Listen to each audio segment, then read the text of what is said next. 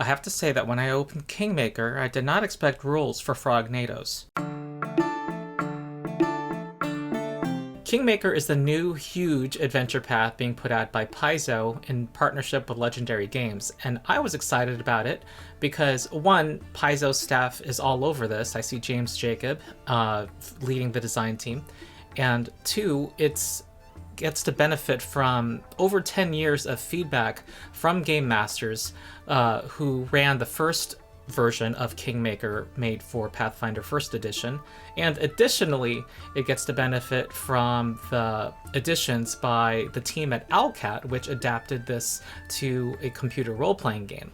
If you want to know how this works with 5th Edition, I'll spend a little time on that and also point to a timestamp to that part of the video.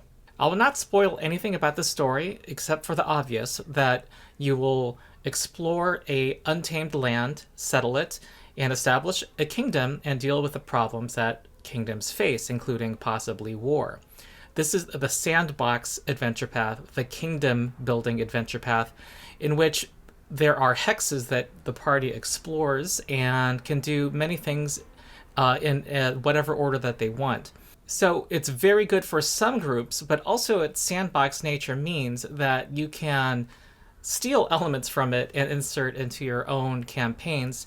And also, it's easier to customize this campaign and insert things that you like from your homebrew or from other campaigns. It was designed with Pathfinder 2nd Edition in mind, but you can also run it for D&D 5th Edition or Pathfinder 1st Edition or D&D 3rd Edition, for that matter, because there are optional bestiaries that convert all of the unique monsters into stat blocks for those systems.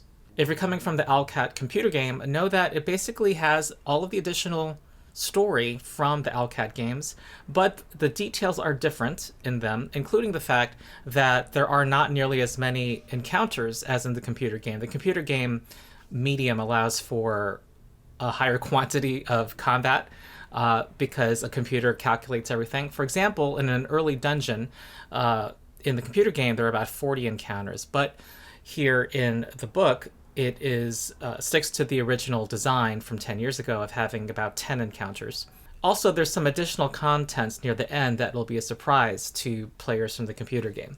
If you come from the Pathfinder 1st Edition version of this campaign, know that this incorporates the additional story content from the computer game, and it goes from level 1 to 20. Some of you may want to know off the bat, do I have to run the kingdom? And because I think for many people, for the computer game, that was the least liked part. I'll say first that the kingdom rules have been substantially changed from the original rules from the 1st Edition campaign and from the computer game. And I would say they've been 2nd Editionified. I'm going to invent that word now. I'm going to go in more detail about that in part 2 of this review, but I quite like it and I'm quite excited about it. Second thing is, no, you do not need to run the kingdom and warfare systems. You can run the kingdom as just developing and growing in the background of the story. And you may still want to use the random kingdom events system that is in the book, however. As I said, this adventure is huge. If you take the Pathfinder 2nd Edition adventure paths that go from level 1 to 20, I looked at some and I averaged out the total page count of adventure content, specifically the part of the book that is describing story, encounter, locations, events, the core content, and it comes out to about 360 pages over the course of that adventure path. With KINGMAKER, I add all of the pages and also include the companion optional quests that are in the companion book that it comes with together. It comes out to about 550 pages. So it's about 50% extra size compared to their level 1 through 20 adventure paths if we were to use page count as a guide. So it is huge. The structure of the book is like the computer game. You start with an opening scenario that takes characters through basically level 1. It's pretty linear. And then the sandbox opens as they are near level 2 and are starting to clear the land for their future kingdom. And chapter 2 covers the hexes that the party can explore. It also serves as a model for how Pathfinder 2nd Edition GMs can run a sandbox, because there is the problem of aggressive scaling. The math is tight. Levels escalate quickly in power from 1 to 20, and a level 1 party going into a level 2 area will be in over their heads. They might be able to manage, they probably should be able to manage, but it's significantly harder. So how to solve that? Well, the chapter handily divides the wilderness area into 20 zones, and each zone has an overall approximate level for it that the GM can use as a guide to lead the players that direction, entice them that direction, and also steer them away. It gives the GMs the freedom, and the players the freedom, but also gives the GMs the tools that they need to manage expectations. Chapter 2 is huge for that reason. It's about 120 pages. You can treat it as a gazetteer and a locations chapter, if you will. Then the following 9 chapters are basically the story chapters, 340 pages total, that basically cover the story beats and locations that are involved with the progression of the main story. The 9 chapters track with the 6 volumes of the original series, and includes the extra chapter from the computer game, and also the DLC is a chapter, and as I said, there's additional content near the end. This, combined with the fact that you have about 60 pages of additional adventure content from the accompanying companions book, means that you have the biggest adventure by far that Paizo has ever published. And the amount of... Okay, if we use page count, if that were to be a truly accurate measure of what amount of gameplay and XP a party would get, you would have an additional 50% of content that the party can work with. That poses an interesting problem to GM. Should they have a slower XP track? Should they slow it in the first place? Or should they do milestone? And that is left up to the individual GM. I've not read it all in depth, but for what I've seen so far, it's the usual Paizo treatment. There's usually the connections between NPCs and locations and quests are pretty clear and given to you where you hope they will be given. And there's a very useful quest index that at the very end of the book that helps you find the 61 side quests that the party can encounter. And the area, chapter 2, about the exploration of the wilderness, has a random encounter chart for each region that you can roll on, and also has details, a little information about a couple of those encounters to be a spark for GM creativity. So it's very well done, and it has the usual tabs on the side that help subdivide every chapter to help you find your way around. The companion book is a GM-facing book, and the title has 2 meanings. 1, it is a necessary supplement companion to the main book, and 2, it covers the majority of the page count is devoted to the non-player characters, the companions that the players will meet. And it has rules for weather and camping. And okay, so first on the NPCs. There are 7 that are covered in detail. Oh, by the way, all 12 NPCs that are given here come with unique feats that they have, and that they can teach to the party, and also unique activities that they can do or teach others during camping and during kingdom building. So these all interact with the other rules that this whole set introduces, so that's really cool. Well, 7 of the NPCs are covered in full detail, and they each have a side quest, a companion quest, that covers 6 to 8 pages, in which the NPC is assumed to go along with you, and they usefully give you the stat blocks for them when you encounter them early in the campaign, and also stats for them at the level it is expected you will go on their personal quest with them, so that they can accompany the party on that quest. Some of the NPCs have unique structures that the kingdom can build, or bring unique spells or items.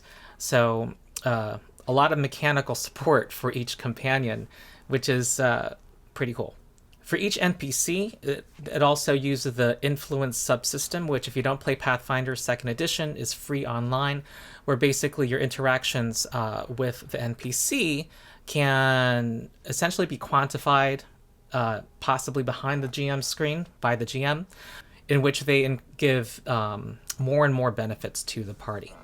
The camping system is interesting. There is a system for cooking and using recipes, and companions have their favorite recipes, and these recipes can give a boon to individuals or to the party. There are camping activities. You basically have a limited time, which also incurs a risk of triggering a random encounter. These include interesting activities such as hunting and gathering, disguising the campsite, learning activities from companions, telling a rousing campfire story that will give the party bonuses in combat in case they get ambushed. Camping subsystem can be used in any campaign to liven up camping and also cooking. There are recipes in here as well. The recipes, this is a new subsystem that you can insert into any campaign. Are formulas that players can learn. There are recipes for things like fish on a stick or haggis, up to something as exotic as hearty purple soup, which is made of purple worm meat. We also have rules for governing weather, which is, of course, appropriate for a wilderness exploration campaign. And they're relatively simple and can also be inserted into any other campaign where you use random rolls to determine amount of precipitation and temperature, and then roll for a random weather event. And the weather events are presented as hazards. They also have levels to them and can also be sources of XP. There are 12 weather events that are statted out here. One of them is Supernatural Storm, where the party can be accosted by a rain of sharded glass or of frogs. There's also a small chance that there can be 2 events that hit the party, and one of them is a tornado, hence the Frognado. Now, how easy is it to run this in D&D 5th edition? A lot of what I'm about to say is also going to be applicable to people who run this in Pathfinder 1st edition or D&D 3rd edition, which is that it includes a optional book which is called a bestiary, and for the 5th edition one, it is 210 pages. This book gives you stat blocks for most of the monsters that you won't find in some other source. And it also gives you stat blocks for the non-player characters, including the big villains, and stats for the non-player characters that can be companions. It also includes rules for some of the hazards and traps that parties will encounter, but converted for 5th edition. It opens with a couple pages explaining how to run it in 5th edition. There's just a few terms to clarify. Overall, it's pretty straightforward. The Kingdom and Warfare subsystems, which again are optional in running this campaign, are system agnostic. They don't require that you have Pathfinder 2nd edition characters for the Kingdom rules to work. The monster stat blocks generally have a challenge rating equal to the level that same creature has in Pathfinder 2nd edition, roughly. And if you know both systems, you know that is not a perfect conversion because a level 5 creature in Pathfinder is roughly comparable to a level 5 character in power. But CR5 in D&D means there's supposed to be an appropriate challenge for a party of that level. However, if you run 5th edition enough, you know that CR is a guideline. It's not a strict science. And you'll be doing what you usually do anyway in terms of juggling balance. What is not as easy to convert, however, are the magic items. Magic items are designed quite differently in Pathfinder 2nd edition, and so you'll want to be using your own judgment, which you were using anyway in D&D 5th edition, on when to award magic items. There are a couple magic items that are converted associated with some key NPCs, but they generally are not converted here. I've DM'd some 5th edition, but not enough to make me feel qualified to comment on how well the monsters are designed and whether they have unique abilities which is what I would hope was done with these monsters. A lot of them are conversions from the Pathfinder 2nd Edition stat block, and Pathfinder 2e has a design philosophy of trying to give a unique ability to each monster. So my hope is that that was translated in the conversions, and from what I saw, it looked like it was done for some of them. Since recording this, I consulted Swing Ripper from my Discord server, who has much more experience DMing 5e than I do. He was impressed by the stat blocks he saw in my advanced copy. He thought there were useful high-level mooks that were easy to run. This makes sense to me because the original campaign is designed to run from level 1 to 20 with a variety of roles filled by monsters at every level. He also liked seeing more signature abilities that don't take a player out of the fight completely, and more of what he called counterplay. In this stat block of a Bodak, he thought the abilities were more balanced than what he usually saw, and that they allowed for more of what he called counterplay, ways for players to adjust their tactics to its abilities. I also counted 51 monsters with reactions in this 210-page book, many of them modeled after their original reactions in 2e, so it looks like some monsters have more things to do. So who should get Kingmaker? First, I'm going to say some negatives. Because it is a sandbox campaign, there's less connective tissue leading from one place or one quest to the next. And there could be multiple things going on, and there's a lot to track. So it's some work for the GM, an organizational challenge, but perhaps that's something that you want. Also, on that same note, the kingdom rules involves a lot of bookkeeping, and you definitely will want at least one player to help you, if you're the GM, track the kingdom sheet, and also what's going on the settlements, which are also tracked. On the other hand, the kingdom and warfare rules are optional.